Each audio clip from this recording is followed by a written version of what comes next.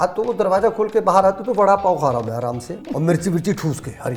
मन के अंदर की जो मौज है ना, वो बीमार नहीं होनी चाहिए। जब इंसान बेपरवाह होता है ना, तो उसकी खुदा परवाह करता है। मुझे नहीं मालूम कि मैं कितना बेहतर गाता हूँ, बट एक बात का मुझे पता है, इस दुनिया का सबसे बेहतरीन कुक हूँ मैं। वेल, आज मिर्ची पर एक बहुत ही अलग तरीके की एनर्जी है। मेरा नाम यशी है और आ चुके हैं सुखी पाजी और Javed sir. Hello sir, welcome to Mirchi. Hello hello hello, thank you very much. कैसे हैं आप? कैसा लग रहा है? क्या चल रहा है? कितने हेक्टिक फील कर रहे हैं या मजा आ रहा है? मजा आ रहा है, बहुत ही मजा आ रहा है। जावेद सर, मैंने आपके बहुत सारे इंटरव्यूज में ऐसा देखा है कि आपने अपनी लाइफ के बहुत से ऐसे सक्सेसफुल गाने जो गाए हैं, वो आप जब वेकेशन पे थे तब आपको मिले थे। लाइक गुजारिश के टाइम पे भी आप कहीं बाहर थे और फिर बाद में आमिर सर ने आपको बुलाया था और बोला था कि ये गाना आपको रिकॉर्ड करना है।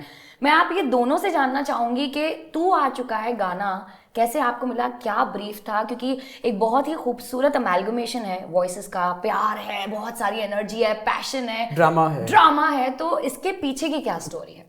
नहीं, ये गाना बहुत ही स्पेशल है। पहली बात तो एमएम करीम साहब के लिए मैं बहुत पहले से मेरी बड़ी तमन्ना थी कि ना उनके साथ काम करने का मुझे मौका मिले।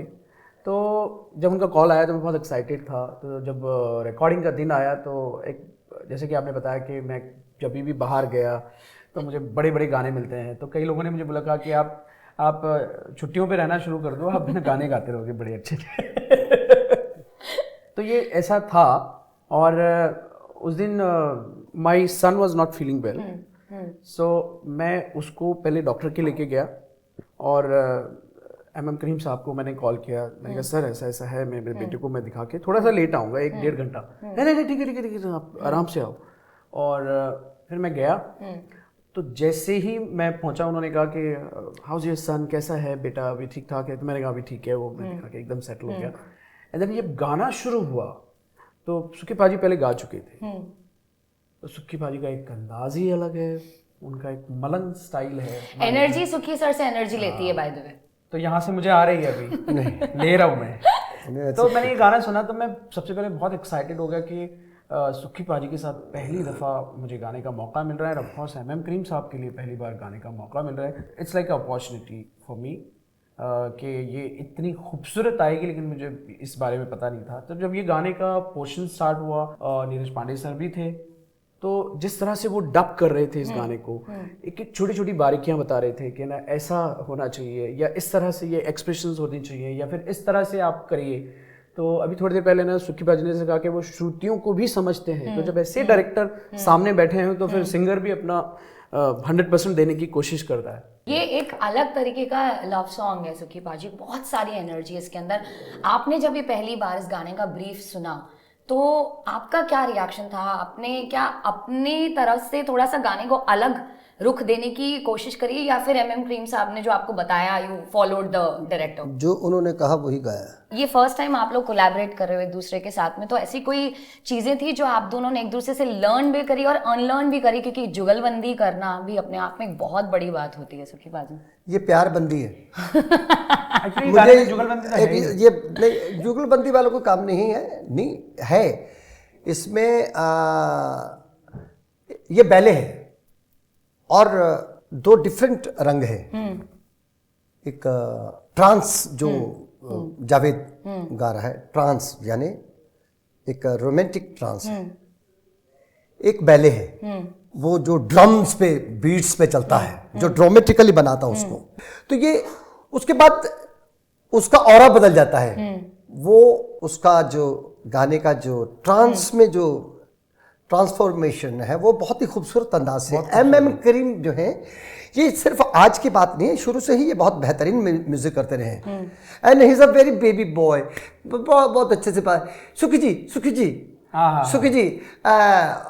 Very good very good, shortcut में ही है।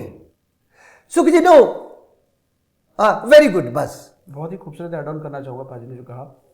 जब एमएम करीम साहब डब करते हैं तो कभी कभी ऐसा होता है कि ना हम पूरा गाना डब करने के बाद में ना ऐसा सोचते हैं कि ना मुखड़ा दोबारा से डब कर, यानी रिकॉर्ड डबिंग हमारी टेक्निकल लैंग्वेज है, वॉइस रिकॉर्डिंग को डबिंग कहते हैं।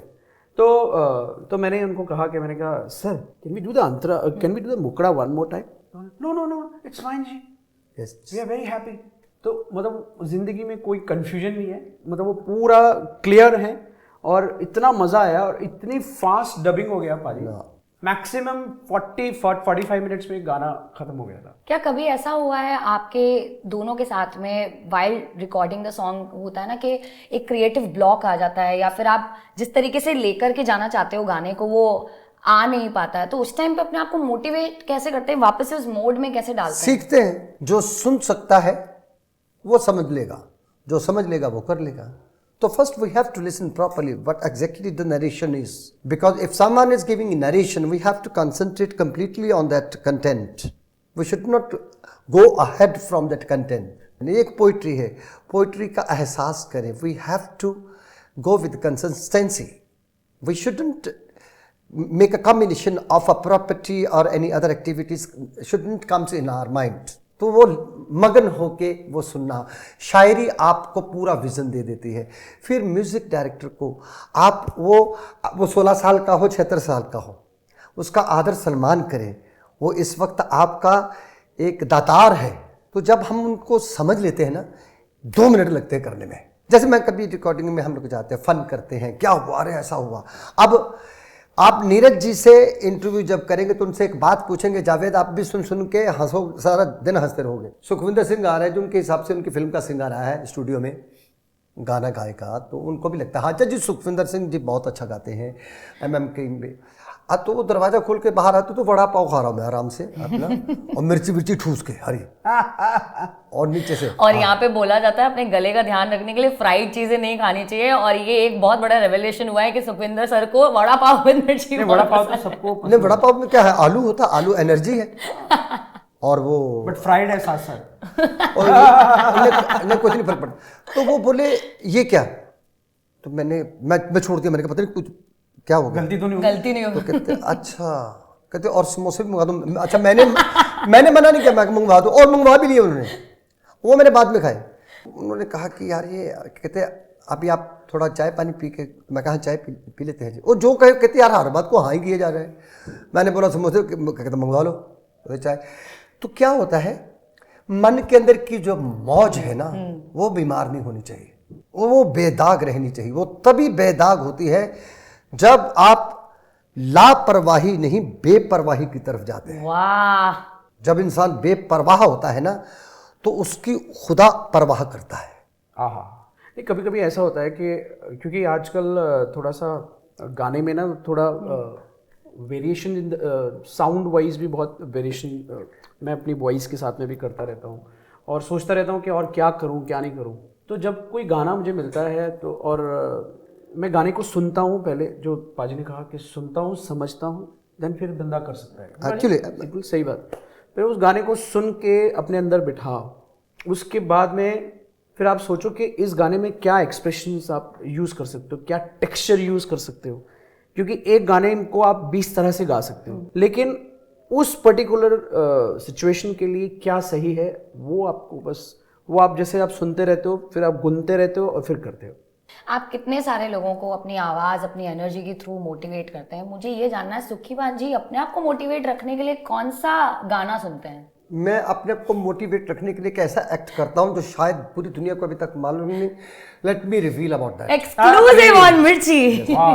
मुझे नहीं मालूम कि मैं कितना बेहतर गाता हूँ, बट एक बात का मुझे पता है, इस दुनिया का सबसे बेहतरीन कुक हूँ मैं। क्या अरे वाह। वो मैं जब मेरे हाथ का जब को खाना खाता है ना, हाजी। वो चाहे कोई भी वो खाना खाते गाना शुरू कर देता है।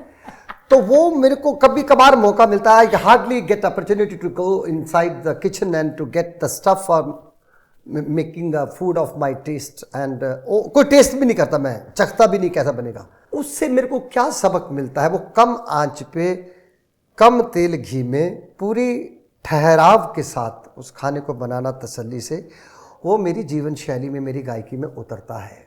सबक सीखने का भी तरीका मेरा फिर बन जाता है। सबब वो चीज़ है कि जब आपको कुछ सीखना है तो आपकी गति को कम कर दीजिए। जो खुद दीवाना नहीं वो दूसरों को दीवाना कर भी नहीं सकता।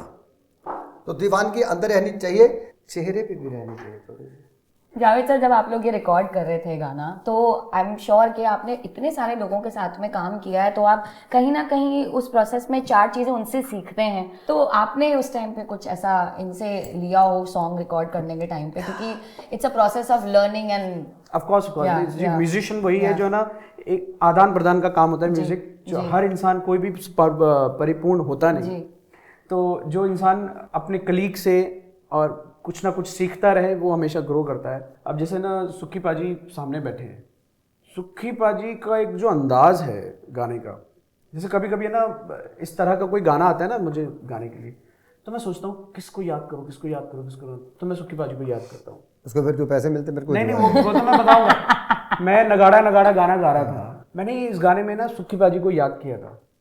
मैं सुक्की पाजी अगर होते तो कैसे गाते एनर्जी, तो वो गाने में ना मैंने आपको याद किया। और इस गाने का क्योंकि मूड थोड़ा सा इसका सिचुएशन अलग है, तो इस गाने में मेरे दिल से जो आया वो मैंने गाया। थैंक यू सो मच सुक्की पाजी, thank you so much Javed sir, and बहुत मज़ा आया इंटरव्यू में। और मुझे जैसा कि मैंने आपको पहले भी बोला था सर, एनर्जी जो है ना वो आपसे एनर्जी लेती है।